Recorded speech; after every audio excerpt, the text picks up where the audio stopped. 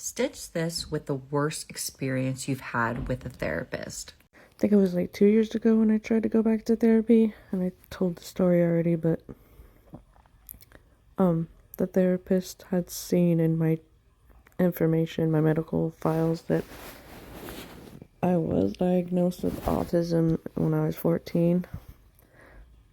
And when I brought that up, she was like, "Yeah, I see that, but I don't think you have that because you have empathy and emotional intelligence." I was like, autistic people have both.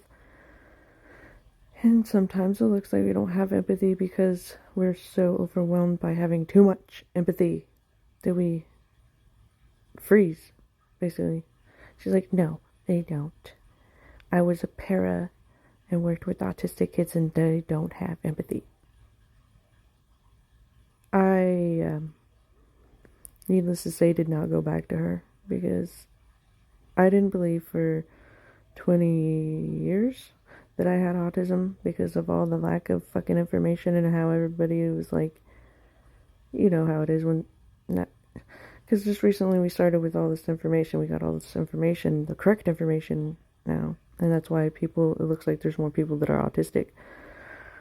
So that's why I went up through my whole life pretty much believing I didn't have it, and I got punished for like autistic and ADHD traits, and now I'm just realizing 2 years ago that I actually do have autism, and so then I go to a therapist, and that's what she says. Like, really? No. And yeah, so I didn't go back to her. That's my story. That's mine. So I don't know if I'll ever go back to therapy. I more than likely won't.